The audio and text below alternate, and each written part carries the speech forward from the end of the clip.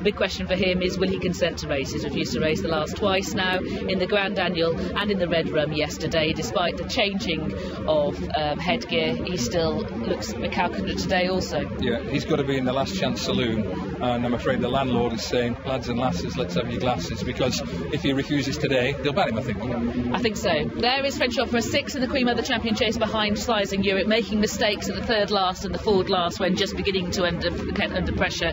He represents Barry Geraghty, and Nicky Henderson is unexposed at the trip. Kalahari King, is he better on a flat track? Does he just generally dislike and get behind when they go downhill? If so, then he could be a key player here for Graham Lee and Ferdy Murphy. He, of course, has won at this course as a novice. Next up is Made in Taipan, who hasn't won since February 2009, and he might be better on deep ground, but maybe not. He represents Tom Mullins and Robbie Power here. He's been below form the last twice, but ran well when second to gold and silver 3 starts ago. Next up is Mad Max for Nicky Henderson, an extreme operation he's undergone recently to be tubed. He was only 10th in the Queen Mother Champion Chase after that, and he will have to improve quite a degree. Masterminded has faltered in this race previously. He was 8th in the Queen Mother Champion Chase, making a sizable blunder. He is starting at the biggest prize ever in the UK at 11-2 here today.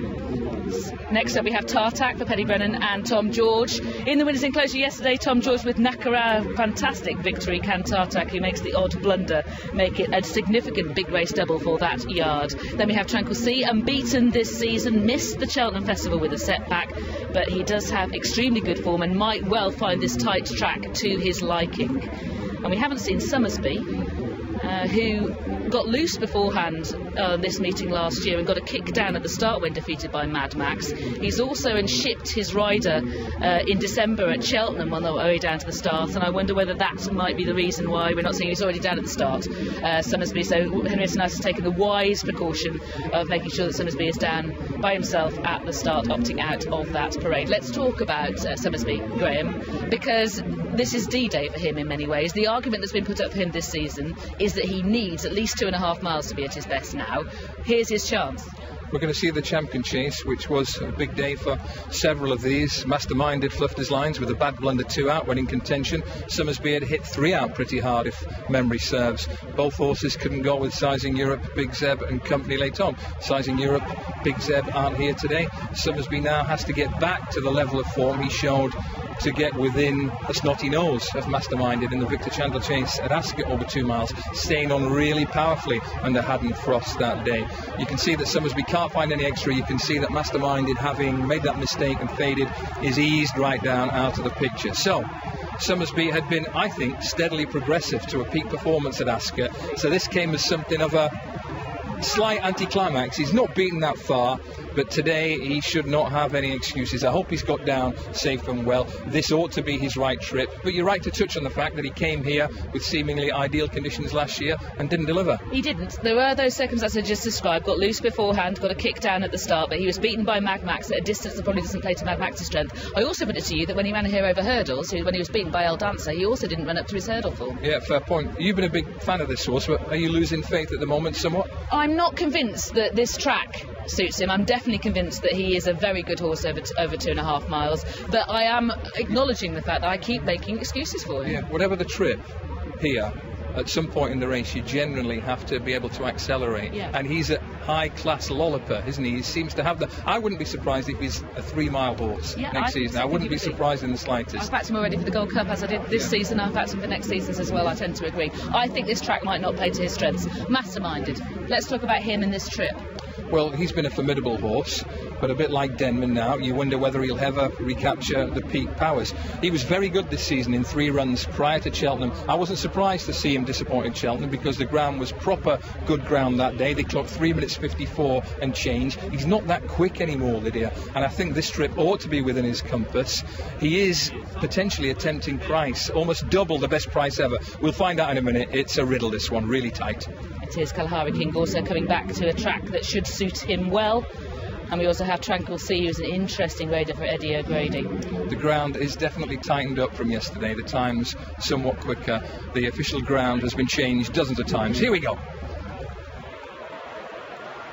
And they're off. They've jumped away, and once again Channinbar has refused to go with the others. He's planted himself at the start. Channinbar are taking no part as the rest stream out over the first in this Grade 1 John Smith's Melling chase, but Channinbar is left standing as French Opera towards the outer disputes it with stable companion Mad Max as they go quickly on towards the second.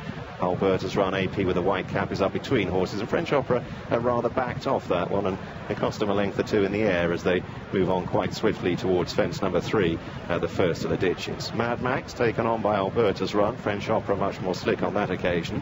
Summersby is out wide in the dark colours, racing close up in 4th place. White-faced Tranquil Sea is towards the inner.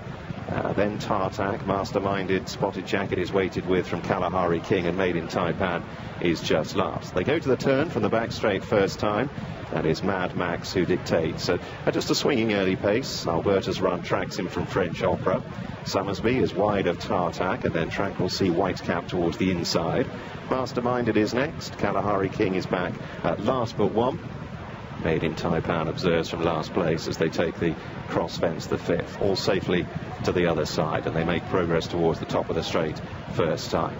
So Mad Max and Paul Carberry leading up from last year's winner and 4-time Grade 1 winner Alberta's run in the hands of AP in 2nd place. French Opera, Barry Geraghty in the dark jacket is towards the near side, wide around maroon cap of Summersby. Then Tranquil Sea and Tartak ahead of Masterminded, Kalahari King, and a couple of lengths to Made in Taipan. Up towards fence 7. It's the second of the 4 ditches in the race, and Mad Max still dictating terms, jumps boldly there. Once again, Made in Taipan was the last to touch down. So the lengthy approach to fence 8, it brings them towards halfway in the John Smith's Melling chase, and Mad Max still controlling the pace. Alberta's run in the centre. French Opera towards the near side, tracked by Summersby. Tartak in the red and grey hunting up the leaders, with Tranquil Sea right down at the fence, and then Masterminded, who's still weighted with from Kalahari King in a little close, and a worse mistake in last place from Made in Taipan, who finds himself 3 lengths adrift. So a circuit still to travel in this Grade 1 contest, and it's all been quite civilised so far. The only drama coming at the start, where once again Channinbar refused to take any part. So Mad Max narrowly, with French Opera's stable companion going back up into 2nd. Alberta's run has been relegated to dispute 3rd with Tartak. And then towards the inside, Tranquil Sea. Summersby is still seeing plenty of daylight from Masterminded, Kalahari King, and a couple of lengths back to Made in Taipan. They start off down the back straight for the final time, and this line of 4 fences coming up quite sharply. Mad Max jumping boldly, French Opera not very high on that occasion. Alberta's run in the centre, near side, bustled along for a stride or 2 Tartak. Pace is lifting, Made in Taipan struggling to go with them. Another plain fence, and this is the 10th. It's Tartak who puts it up to Mad Max. Tartak jumping particularly boldly there. Alberta's run perhaps just in a little close, and AP briefly changed his hands, but he remains prominent in 3rd place. Then French Opera, Tranquil Sea, Summersby, Masterminded still yet to be popped the question. Kalahari King is next, and this break back to Made in Taipan. Go on towards the final fence across in the back straight. Tartak in close on that occasion, really rooted the fence, and back in the field Kalahari King blundered as well, and AP's having to nudge away on Alberta's run. He's not been travelling that smoothly down the back straight. Walsh, however, is beginning to sneak into it on Masterminded, the green and yellow jacket, and he's only about 4 lengths off them as they turn down the side of the course and race towards the 4th last. Tartak on the inner. In the centre, Mad Max. Summersby still in the thick of the action. Then Alberta's run out wide from Masterminded, Tranquil Sea. French Opera under pressure is clinging on to their coattails. Kalahari King's making no impression in rear as the principals turn for home, and Walsh has now eased Masterminded up into 3rd place, and he stalks Summersby and Mad Max into the straight. So down towards the 3rd last. Mad Max on the right, Summersby the white face. Masterminded took off almost upsize.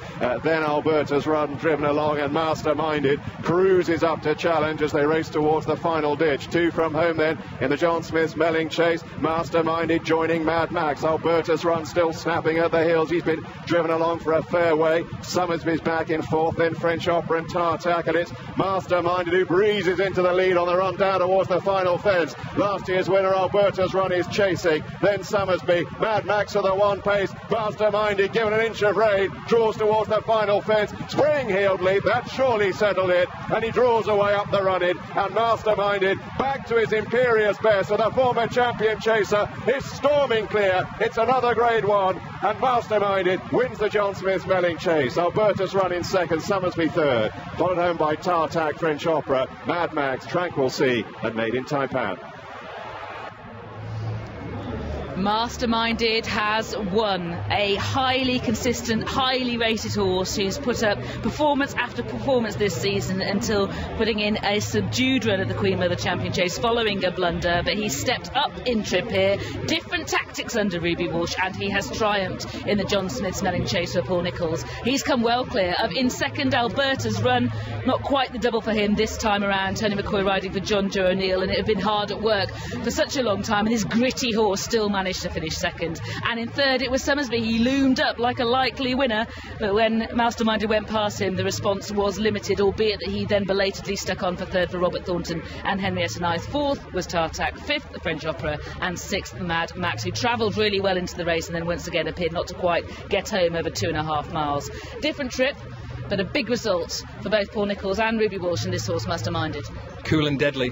Cool riding tactics, slightly different riding tactics, preserved, conserved, call it what you will, but buried and smuggled for the first 80% of the race. And you can see here that if he saw any daylight in the first 2 miles 2 of this, then I'm a Dutchman. He was constantly put just in behind horses and just switched off perfectly. We knew he stayed 2 miles 3.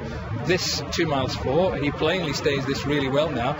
It's bizarre that the horse who put up the most rampant 2 mile champion chase performance any of us in our lives have ever seen now can't seem to quite get it done as well at the Cheltenham Festival. But here he's been picture perfect. Rugged is the best description of Alberta's run, who was going least well of the first 5 or 6 from a mile out, but hung in there for as long as he could for an excellent second to add to his CV. But Masterminded, when he's on song, is a joy to watch. He's a ruthlessly efficient racing machine when right. Some punters deserted him today. We touched on the fact that in Britain he has gone off at odds on, not 8 times, 9, 10, 11 times. This is the biggest price he's ever traded at in Britain in 3 seasons, and it looked simple, a cakewalk all the way up the straight. New tactics switched off. I bet it's not long before Mr. P. Nicholls starts talking about a certain race at Kempton. I agree. I think King George is going to be the plan that we hear from Paul Nicholls as a result of this. I suppose one of the things that punters were thinking about, the reason that the horse went off at such a big price, one, he got beaten in the Queen Mother Champion Chase, but two, the memory of that mistake 2 out when he tried this race 2 years ago. Yeah, was it our Vic who left him behind late on? He was beaten 18 lengths that day. We're steadies, I think. Yes, it was. You're dead right, Lydia. But people often talk about Paul Nicholls and the hoopla surrounding his big names and this sort of tiresome argument about proving the critics wrong. Well, I'm afraid, despite what the critics say, Paul Nicholls does tend to prove them wrong more often than not. And yes, Denman disappointed, but yesterday he won with Zarkandar, he won with Big Bucks, and he's now captured the Grade 1 today with Masterminded. And Ruby Walsh will have really enjoyed this, because there's nothing he likes better than to sit in behind horses, get them covered up, get them jumping beautifully, and then deliver the coup de grace. So it probably wasn't the best field that could have been assembled here. We didn't have a big Zeb, we didn't have a Sizing Europe, etc. But we did have Alberta's run, a touchstone to the best 2.5 mile form for several seasons now, a bellwether horse, and he has just treated him like a horse of inferior ability. Mad Max travelled really, really well for a long way. I think your suggestion that although he's run over 2.5 miles, he might not quite get it in top company, might have some merit. He ran well for Nicky Henderson. French Opera ran his heart out but wasn't quite good enough. Kalahari King couldn't come on from Cheltenham. Some festival form travels smoothly up the M5 and the M6, and some doesn't. Masterminded didn't deliver at Cheltenham. He has delivered in style today. There's Paul Nicholls enjoying that victory there with those closest to him. And good sunglasses work. Does he go into the lead with that? He's in the lead. How old is Masterminded? I don't know. Is he 8? Amazing, isn't it? He seems to have been around forever. He's still only 8. There are horses still running around in novice hurdles at his age. If Nicholls can preserve him, there are plenty more great days in Masterminded. Well, definitely, and we're set up for a really great day on Racing UK on Boxing Day of this year. The most pertinent quote I thought come from Lucy Rhodes for William Hill. 4-1 from 10-1 for the William Hill King George. 5-4 favourite long run. Stan James are more generous. 8-1 from 16s for the King George. Stan James also quote for the Queen Mother Champion Chase 10s from 16s and Towsport inexplicably only quote for the Champion Chase 10s and 16s. I'd be surprised if that is the target for Masterminded in future, the Champion Chase. The immediate future, I would suspect, will be the King George, but we'll discuss that and his victory when we've got the SPs. Magnificent from Ruby Walsh. What a ride that was. Kept him covered up, smothered up all the way through. Got him travelling sweetly, and he's won comfortably in the end. What a performance from Masterminded. Ruby chatting to Paul Nicholls. Well done to them. Got this horse back 11-2. He's won 9 lengths as he liked from Alberta's run 11-4 favourite. Summersby 5-1 was third. All 10 round in the John Smith's Melling Chase.